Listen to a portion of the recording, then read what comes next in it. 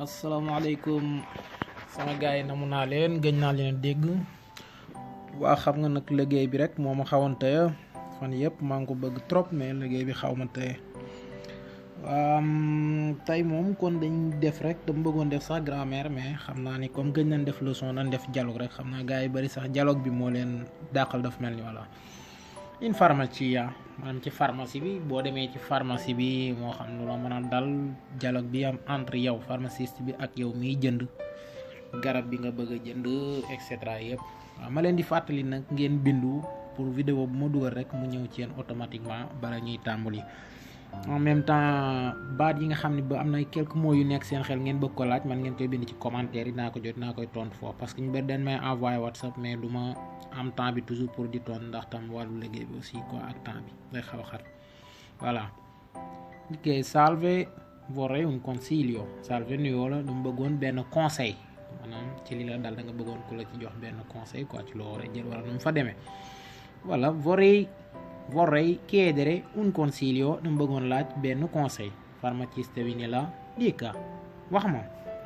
ban conseil nga bëggoon par exemple sono 2 giorni che non mi sento bene ñaari fan a ngi nii sama yaram neexul maanaam sentiruma bien daal sama yaram wéruma daal sentiruma wér sono 2 giorni che non mi sento bene voilà poi raffreddore dama amee raffreddore mi fanno male le ossa e starnustico in continuazione sama yax yi day metti te damay continuer rek di tisooli loolu raffreddore moo ko def en général hiver la ëpp lu muy am parce que sedd bi moo ëpp lu mu koy joxe sol yére bu baax sol jaget bu baax kolu voilà allora prendi un'aspirina 3 volte al giorno a stomaco pieno jëlal aspirine nga di ko jël 3 fois ci jour bi lekk nag ba sa estomac fees estomac mooy càng ci wolof li ñuy wax ñun càng quoi fi lekk gi nekk ci biir bi voilà bene grazie e per la febbre scusa la febbre allora febbre mooy li ñu wax fièvre ci ñun nga xam ne bu la dalee sa yaram bi day tàng di ruux ci biir nga mel ne sa tànk day ruux wala nga yëg sedd mooy fièvre mooy febbre anche la febbre dafa ànd ak febbre kon da nga ànd ak febbre aussi da nga am fièvre aussi pharmaciste bi laaj pour leeral da nga am aussi febbre kon beneen médicament la koy jox encore pour loolu allora prima di tutto vada subito a casa si mette subito a letto e si riposi avant tout demal kër ga nga tëdd ci lal noppalu bu baax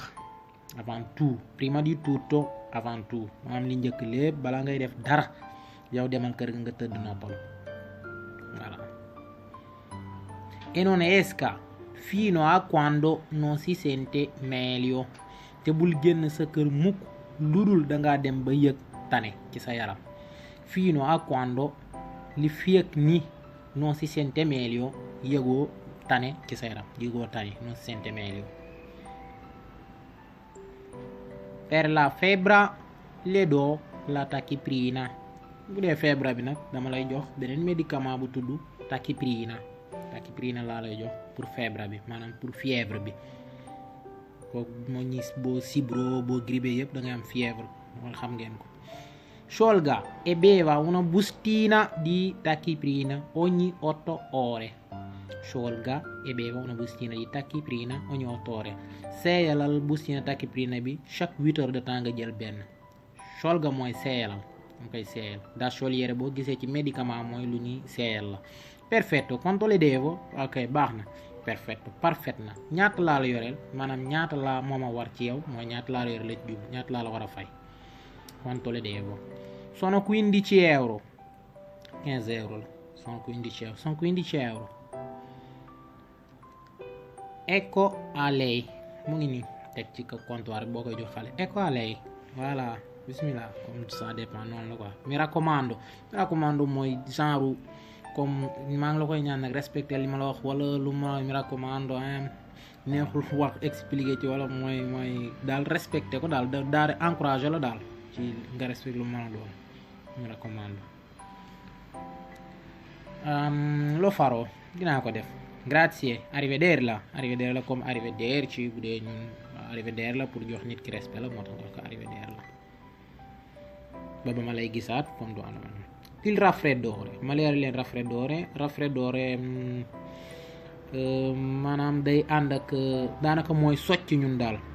ay baqta yu génn wala même baqta yi sa naaso bi kiw sa bakkan bi tëju mënoo am baqta yu génn yooyu yëpp da koy def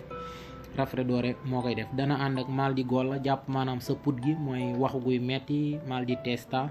bopp buy metti, ba pare nga sentir si sensazione di stanchezza maanaam sa yaram bi aussi sonn trop daal raffreddore da koy def ak yax yuy metti maanaam kon c'est-à-dire mooy soj boobu rek. xaw a nuroog nag influenza te bokkuñ parce que symptôme di influenza maanaam influenza ni muy wanee moom mooy da ciy boole innalzamento della temperatura maanaam sa température aussi day yéeg nga am aussi ay brividi maanaam sa yaram bi di ruux xam nga sibiru la gën a jege xam nga grippe xam naa su réew yooyu yëpp benn lañ rek waaw moom da nga am aussi dolori muscolari maanaam sa yaram bi ci bopp sa muscle yi moom aussi day metti dis gann kon gars yi mi ngi noonu bu leen fàttee bindu bëggoon naa gën a